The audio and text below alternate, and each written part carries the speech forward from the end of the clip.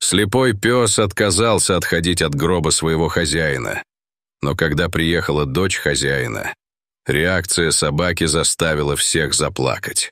Мрачная атмосфера похоронного бюро окутала всех, кто вошел, напоминая о хрупкости жизни. Друзья и родственники собрались, чтобы попрощаться с Джон, человек, чья доброта затронула бесчисленное множество жизней. Когда пришли скорбящие, их приглушенные голоса и тихие всхлипывания наполнили воздух, но всеобщее внимание привлекло зрелище у гроба. Там, рядом с полированным деревом, неподвижно лежал Макс, верный спутник Джона. Мутные глаза старого золотистого ретривера невидяще смотрели на гроб. Его сидеющая морда покоилась на лапах. Можете ли вы представить себе глубину преданности, которая заставляет слепую собаку оставаться такой стойкой даже перед лицом смерти? Когда люди подходили, чтобы выразить свое почтение, многие останавливались, не зная, как обойти скорбящую собаку. Некоторые протягивали руки, чтобы нежно погладить Макса.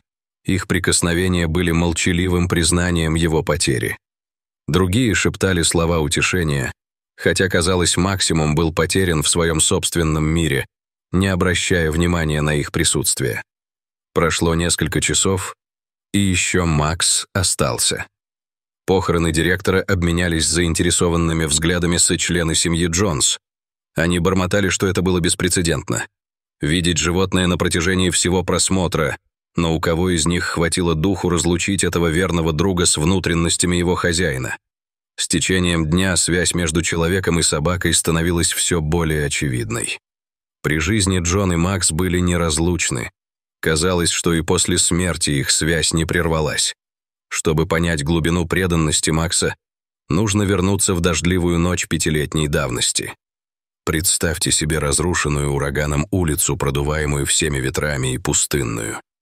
Как раз в такую ночь Джон, спеша домой с поздней смены, услышал слабое поскуливание, доносившееся из промокшей картонной коробки. Заглянув внутрь, Джон почувствовал, как сжалось сердце при виде крошечного щенка золотистого ретривера, чьи глазки покрылись коркой из-за инфекции. Не колеблясь, Джон подхватил дрожащий сверток и прижал его к груди. «Все в порядке, малыш», — пробормотал он. «Теперь ты в безопасности». С этого момента Джон и Макс стали неразлучны. Благодаря бессонным ночам, искусственному вскармливанию и беспокойным визитам к ветеринару, их связь окрепла. Когда глаза Макса зажили, стало ясно, что инфекция сделала его слепым. Но благодаря заботе Джона, другие чувства Макса расцвели. Можете себе представить, какое доверие требуется слепой собаке, чтобы ориентироваться в мире? С Джоном в качестве поводыря Макс научился определять на карте свой дом, окрестности и даже пешеходные тропы по запаху и звуку. Голос Джона стал для Макса маяком, постоянным источником утешения и направления. Их дни были наполнены долгими прогулками, игривыми вознями в парке и тихими вечерами у камина. Смех Джона над выходками Макса и довольные вздохи Макса, когда Джон чесал его за ушами, стали саундтреком к их совместной жизни. Они нашли друг в друге не просто дружеские отношения, но и глубокое понимание, которое превосходило слова. Пока послеполуденное солнце отбрасывало длинные тени на окна похоронного бюро, ожидание Джона продолжалось.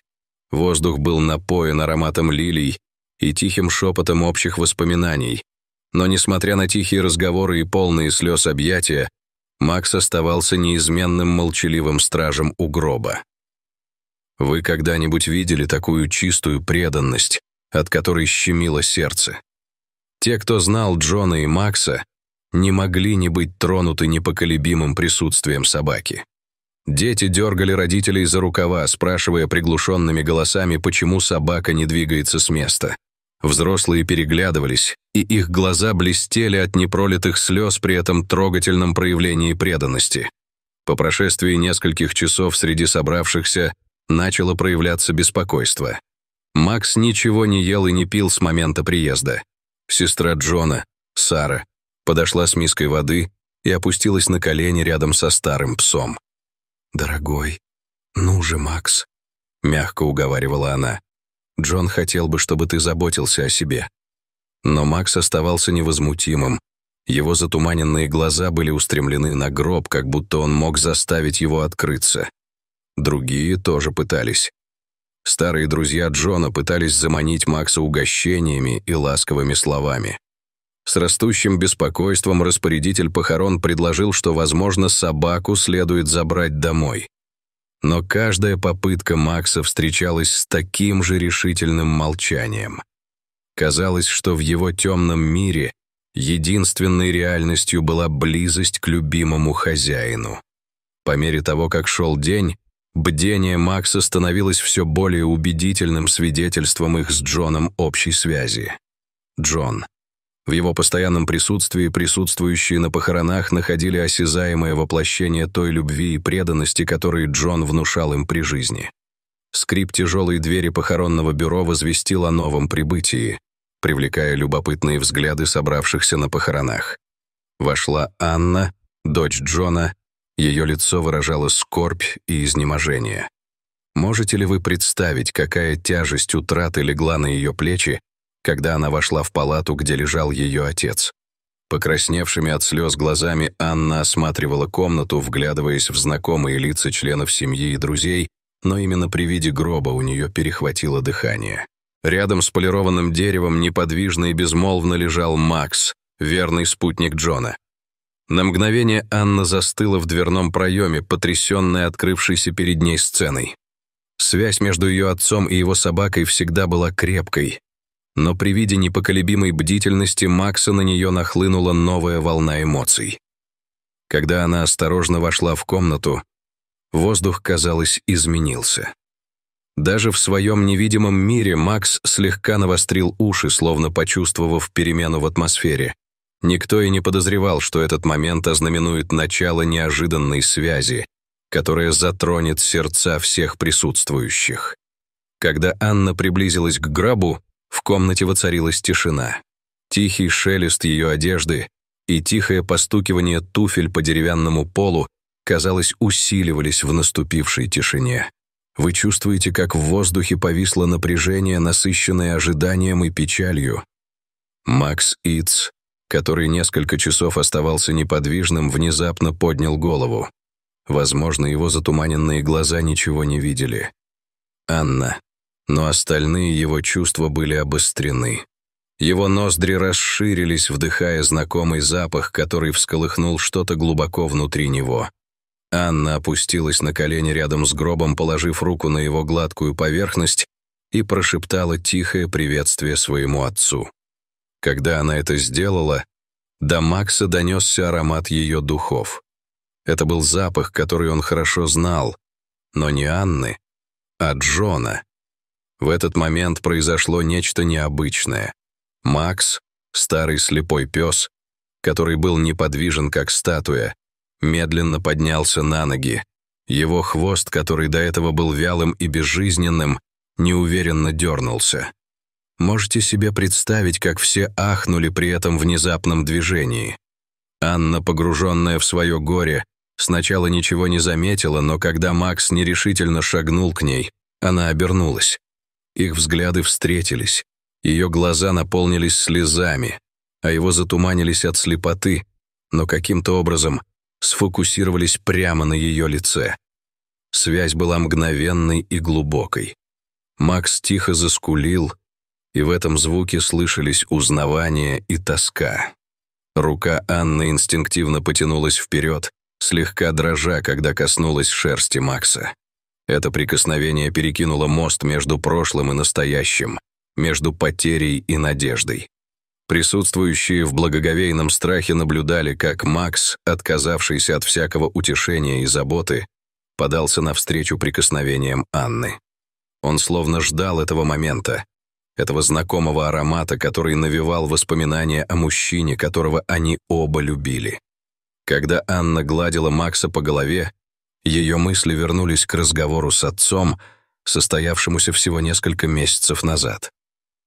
«Почему ты всегда пользуешься одним и тем же одеколоном, папа?» — спросила она, почувствовав знакомый аромат, когда они обнялись на прощание после воскресного ужина. Джон улыбнулся, и в его глазах мелькнул огонек. «Это не для меня, милая», — ответил он. «Это для Макса». Он продолжил объяснять, как начал постоянно пользоваться одеколоном, когда Макс впервые потерял зрение. «Время помогает ему ориентироваться», — сказал Джон. «Этот аромат ассоциируется у него со мной, с домом, с безопасностью». Анна вспомнила, как ее отец наносил немного одеколона на любимое одеяло и игрушки Макса. Джон объяснил, что в те дни, когда меня не было дома, это успокаивало его. «Как будто я все еще здесь». Это воспоминание нахлынуло на Анну, когда она опустилась на колени рядом с Максом в похоронном бюро. Она поняла, что, надушившись сегодня отцовским одеколоном, она, сама того не ведая, принесла с собой частичку Джона. Для Макса, ослепшего и потерявшегося в море незнакомых звуков и запахов, приезд Анны был как маяк во время шторма. Можете ли вы ощутить горько-сладкое утешение в этот момент? В своем горе Анна непреднамеренно утешила самого верного друга своего отца, и, сделав это, она обнаружила неожиданную связь со своим отцом, которая превзошла смерть. В тишине похоронного бюро время, казалось, остановилось, когда Анна и Макс разделили момент узнавания. Хвост старого пса, который уже несколько часов был безжизненным, теперь вилял все энергичнее. Можете ли вы представить себе смесь печали и радости на лице Анны, когда она увидела эту внезапную перемену в поведении Макса? Медленно, с осторожностью, свойственной возрасту и слепоте, Макс начал двигаться. Сначала его шаги были неуверенными. Он шел вперед, следуя за запахом, который обещал утешение. Анна стояла на коленях, раскинув руки, приглашая Макса в свои объятия. Когда Макс подошел ближе, у него вырвался тихий стон. Звук, который, казалось, вобрал в себя все горе и тоску, которые он сдерживал внутри. Он как будто спрашивал: «Это действительно ты? Ты вернулся ко мне?» Этот звук затронул сердечные струны каждого из присутствующих. Кто из них хотел бы выразить свое горе так же чисто и искренне? Когда Макс наконец подошел к Анне, он уткнулся своей сидеющей мордочкой в ее ладони. Все его тело дрожало от волнения. Анна обняла его, зарывшись лицом в его мягкую шерсть. В тот момент они были едины в своей потере, находя утешение в присутствии друг друга. «Я здесь, Макс», — прошептала Анна. Ее голос был полон слез. «Я здесь». Ее слова, казалось, достигли Макса на таком уровне, что он не мог их расслышать. Он наклонился к ней, и его тело расслабилось впервые после смерти Джона. Когда они обнялись, было трудно сказать, кто кого утешал. Разделив свое горе, они обрели немного покоя. Любовь, которую Джон дарил им обоим, создала мост, соединивший их в этот момент глубокой утраты. Сцена, развернувшаяся перед собравшимися скорбящими, была поистине экстраординарной. Ни у кого в зале не осталось сухих глаз, когда они наблюдали за эмоциональным воссоединением Анны и Макса. Вы можете почувствовать волну сопереживания, захлестнувшую толпу, когда их собственное горе на мгновение затмилось силой этой связи. По залу пронесся шепот изумления.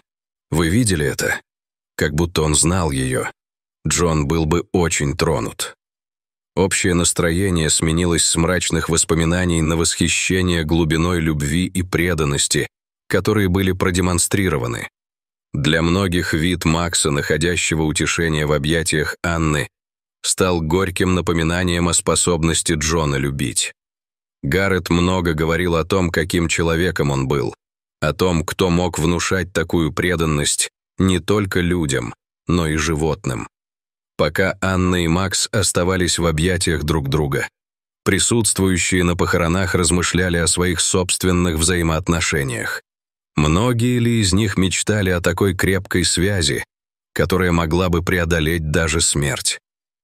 В этот момент Макс стал больше, чем просто собакой.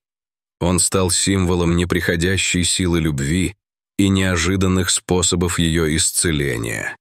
Когда первоначальная волна эмоций начала спадать, Анна осторожно отстранилась от Макса, все еще держа руки на его пушистых плечах. Она посмотрела в его затуманенные глаза, увидев в них отражение своего собственного горя и тоски. Ты можешь представить себе тяжесть момента, когда Анна осознала всю ответственность, которая теперь лежала на ней. «Итак, Макс», — прошептала она, и ее голос был едва слышен зрителям. «Папа так сильно любил тебя, и я обещаю, что теперь буду заботиться о тебе». Слова вырвались сами собой, рожденные смесью любви к ее отцу и сострадания к этому верному товарищу.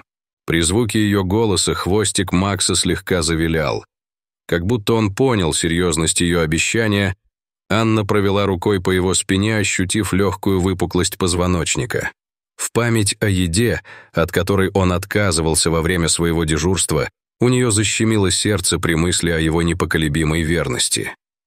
В этот момент Анна дала молчаливую клятву не только Максу, но и памяти своего отца. Она почтит Джона, подарив Максу любовь и заботу, которых он заслуживает. Это было бы нелегко. У нее была своя жизнь, свои обязанности, но, глядя на Макса, она понимала, что поступила правильно. Словно почувствовав ее решимость, Макс снова прижался к ней, по-своему согревая и утешая от холода горя. В этом простом акте доверия начала формироваться новая связь. Построенный на общей любви и общей утрате, когда Анна сидела на полу похоронного бюро, все еще обнимая Макса, в ее голове проносились мысли о будущем. Как бы она включила Макса в свою жизнь? Какие изменения ей пришлось бы внести для слепой пожилой собаки? Трудности казались пугающими, но, глядя на доверчивое лицо Макса, она почувствовала, как в ней растет решимость. Она подумала о своем отце и бесчисленных историях, которыми он делился о своих приключениях с Максом.